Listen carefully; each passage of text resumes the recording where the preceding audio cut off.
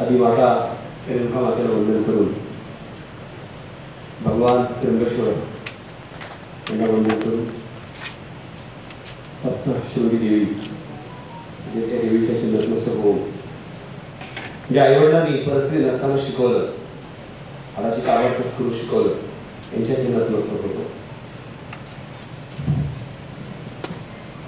लोकमत प्रतिभा संपन्न टॉपर्स या गुणवंत 10वीची गुणवंत विद्यार्थी आहेत.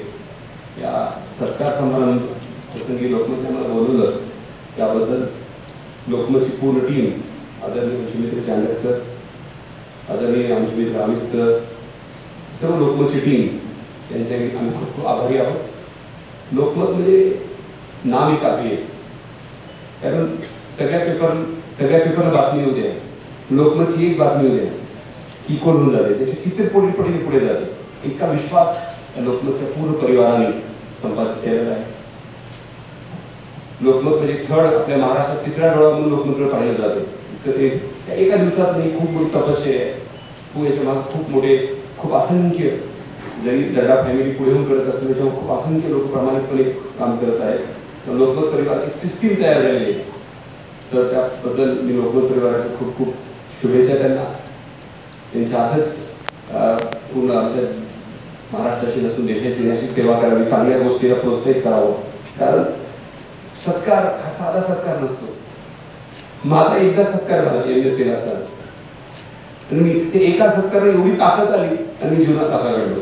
MSc ला पहिला आलो मी, आणि तो 10वीला तुमचा सत्कार होतोय.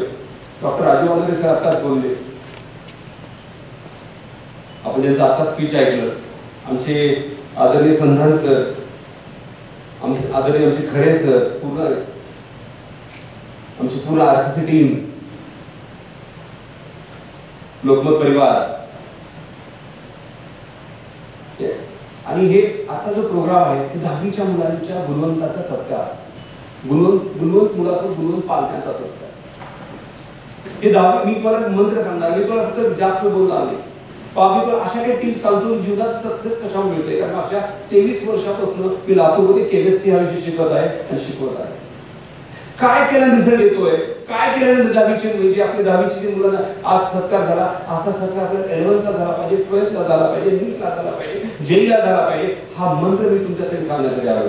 हा लोकमत हा जो एवढा मोठा म्हणजे उठाव ठेवतो, एवढा मोठा प्रोग्राम ठेवायचा, त्याच्या मागचा काय हा प्रमाणित हेतू यांचा की नाशिककरांच्या मुलांना, आमच्या मुलांना काहीतरी एनर्जी मिळाली पाहिजे.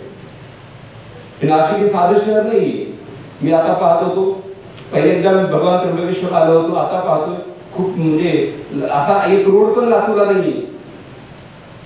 मी इतकं मोठं शहर आहे म्हणजे महाराष्ट्रात 2 शहराचं खूप चांगलं नाव घेतलं जातंय. Number 1 Pune, number 2 Nashik. कुणी म्हणते कुठल्या अधिकारी म्हणले या 2 शहरावर जायचं म्हणतोय. तुम्हाला असं वाटतं असे प्रतिभा संपन्न नाशिक गाव आहे, आणि त्या नाशिक शहरामध्ये आज मला बोलण्याची संधी मिळते. मला खूप आनंद वाटतोय. इथं खूप सारे पॅरेंट्स पण बसलेत, खूप विद्यार्थी पण आहेत. मी सगळ्या विद्यार्थ्यांना एकच सांगू इच्छितो, बेटा ते 10वीचे मार्क्स तुला चांगले, तुझा सत्कार झाला, खूप अभिनंदन सगळ्या तुमचं.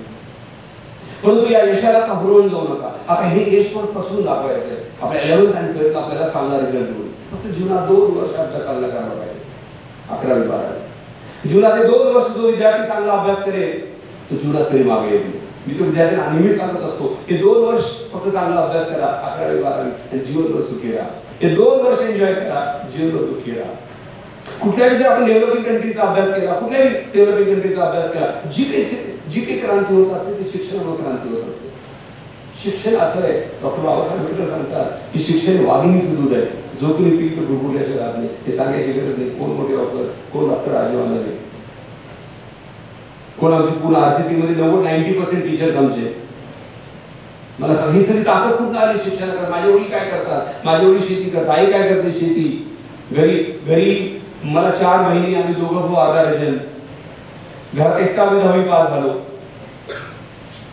वडिलांची खूप इच्छा होती. माझे वडील आजकाल मी बघतो पालक आजकाल बोलतात